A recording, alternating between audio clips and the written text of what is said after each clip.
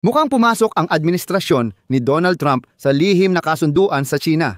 Ngayong araw, inalis ng Estados Unidos ang mga parusa sa Ministeryo ng Pambansang Seguridad ng China kaugnay sa kampanyang cyber espionage na Salt Typhoon. Ayon sa kampo ni Trump, maaaring paluwagin pa ang mga parusa upang hindi lumala ang relasyon ng Estados Unidos at China at hindi masira ang kasunduang pangkalakalan na naabot ni Pangulong Donald Trump at Xi Jinping noong Oktubre. Paalala, pansamantala lang ang kasunduang ito at 1 taon lang ang bisa. Pero hindi pa dito nagtatapos ang lahat. Matapos halos 1 taon ng pagkapangulo ni Trump, hindi pa rin nailalathala ng Estados Unidos ang 2 pinakamahalagang dokumento ng sinumang pangulo, ang estratehiya ng pambansang seguridad at estratehiya ng pambansang depensa. Naantala ang paglalathala ng mga dokumentong ukol sa pandaigdigang estratehiya ng seguridad ng administrasyon ni Pangulong Trump dahil sa mga pagbabagong hinihiling ni kalihim ng pananalapi Scott Bessent. Tungkol sa China, ayon sa politiko, nagpasya ang kampo ni Trump na huwag na lang talakayin ng publiko ang mga dokumentong ito upang halimbawa hindi mabanggit doon ang Taiwan at ang banta ng China sa Indo-Pasipikong rehiyon dahil baka magdamdam si Xi Jinping at makikita ng lahat kung gaano kabigo ang digmaang pangkalakalan ni Donald Trump. Ako si Alexi Pichi. Talakayin natin ang paksa, pero bago magsimula, paki-subscribe sa channel na ito, mag-like, mag-komento, at mag-subscribe din sa aking Telegram channel na Pichi News. Ang link nito ay nasa description ng video na ito. Doon namin inilalathala ang mga agarang balita kapag may dumarating. Kung gusto ninyong suportahan ang channel na ito sa YouTube, maaari ninyong gawin ito sa pamamagitan ng anumang donasyon o bayad na subscription gamit ang mga link at detalye sa description ng video na ito. Magpapasalamat ako sa anumang suporta mula sa inyo.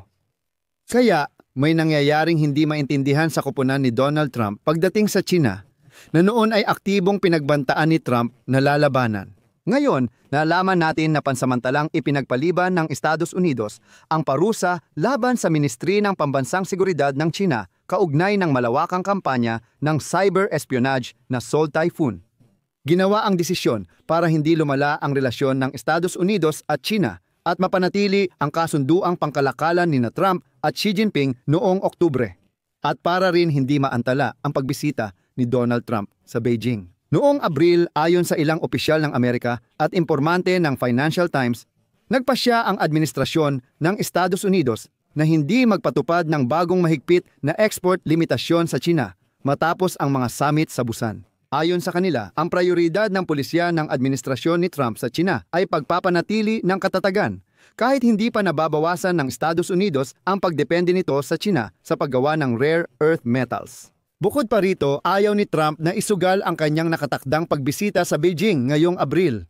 At dito, gusto ko lang ipaalala na nauna nang nalaman na ang hacker na Salt Typhoon na suportado ng Ministry ng Pambansang Seguridad ng China, Ministry ng Pambansang Seguridad, ay matagumpay na nahack ang hindi naka-encrypt na komunikasyon ng mga matataas na opisyal ng Amerika kamakailan. Napag-alaman na ang espiya na kumpanyang ito ay kayang ganap na makinig sa lahat ng opisyal ng Amerika, makisali sa mga usapan at kung ano-ano pa. Ngunit pinatawad ni Trump ang China dahil mas mahalaga sa kanya ang ugnayang pangkalakalan kaysa pambansang seguridad. Mababanggit pa natin ang issue ng pambansang seguridad sa episode na ito.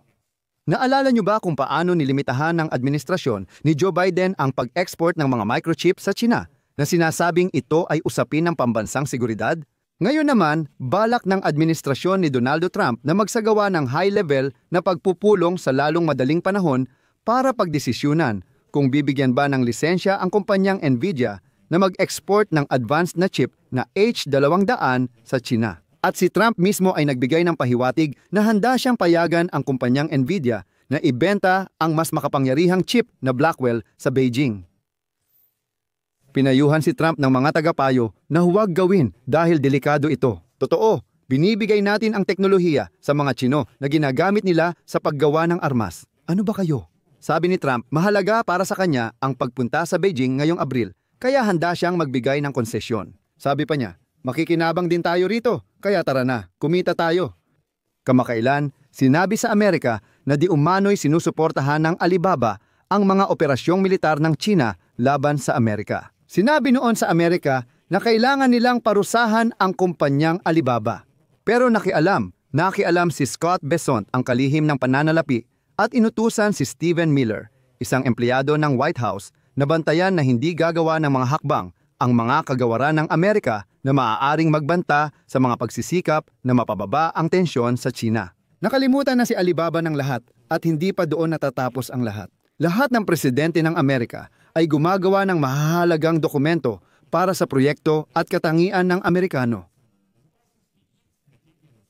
Naantala ang paglalathala ng mga dokumentong ukol sa pandaigdigang seguridad ng administrasyon ni Pangulong Donald Trump dahil sa mga pagbabagong iginigiit ni kalihim ng pananalapi Scott Bessent tungkol sa China. Ganito, sa simula ay inaasahan na ang estratehiya ng pambansang seguridad at estratehiya ng pambansang depensa ay ilalathala ngayong tagsibol. Pagkatapos ay inilipat ito sa tag-init at pagkatapos ay inihayag na mangyayari ito sa simula ng taglagas. Pero hanggang ngayon, hindi pa rin ito natutupad. Ayon sa politiko, dumaan ang mga dokumento sa ilang ulit ng pagrerepaso matapos hilingin ni Scott Bessent na baguhin ang mga pahayag na may kinalaman sa China. Dahil sa sensitibong negosasyon sa kalakalan sa Beijing at mas mataas na prioridad ng kanlurang hemispero kaysa dati. Ginagamit ng mga administrasyon ng Estados Unidos ang estratehiya ng pambansang seguridad upang tukuyin ang kanilang pangkalahatang mga estratehikong prioridad mula sa ekonomiya, ugnayan sa mga kaalyado at kalaban hanggang sa posisyong militar. Dumaan ang proyekto doon sa serye ng mga pagbasa at nakakatanggap ng mga pagsusuri mula sa mga miyembro ng pamahalaan upang ipakita ang lawak ng pananaw at matiyak na ang buong administrasyon, ibig sabihin, ang buong koponan ng Pangulo at lahat ng mga kagawaran ay kumikilos sa iisang direksyon, sa pinakamahalagang direksyon. Ginamit ng mga administrasyon ang estratehiya ng pambansang seguridad upang tukuyin ang ugnayan sa mga kaalyado at kalaban at pinangunahan ang mga negosasyong pangkalakalan sa Beijing tungkol sa taripa at iba pang mga isyu. Nanindigan ang Pentagon na ang China pa rin ang pangunahing kalabang militar ng Estados Unidos at wala pang bagong estratehiya. Ngunit nang ituring ng Pentagon ang China bilang kalaban, labis itong ikinabahala ng Beijing. Ayon sa mga ulat, hinikayat ng kalihim ng pananalapi ng Estados Unidos na gawing mas malambot ang ilang pahayag. Kailangang baguhin din ang isa pang dokumento kapag may binago sa isa, para manatili silang magkatugma at magpahayag ng iisang posisyon. Hinihiling ng kalihim ng pananalapi sa Pentagon na gawing mas malambot ang ilang mga pagtatasa tungkol sa planong militar laban sa China.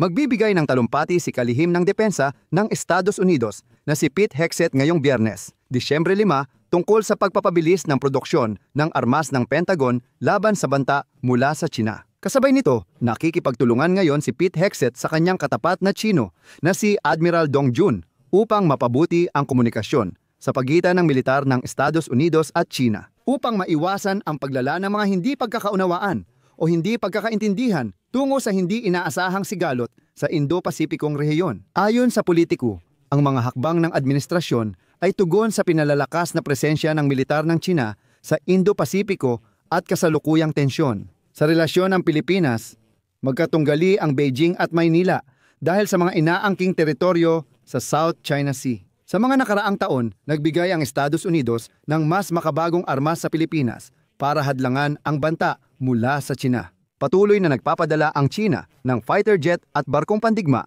malapit sa baybayin ng Taiwan.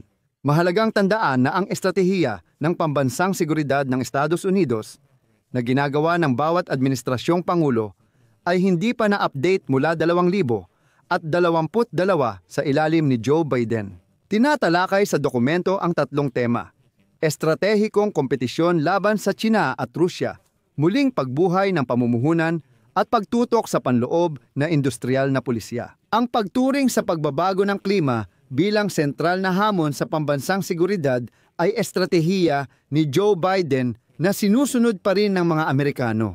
Inaasahan na ang bagong estratehiya ng pambansang seguridad ay magbibigay ng mas malaking pansin sa kanlurang hemispero kumpara sa nauna. Ang mga estratehiya na nakatuon sa gitnang silangan sa paglaban sa terorismo sa China at Rusya. Isasama ng bagong estratehiya ang mga paksang ito, ngunit magtutuon din sa mga issue tulad ng migrasyon, mga kartel ng droga, at relasyon sa Latin America. Lahat ng ito ay sa ilalim ng iisang layunin.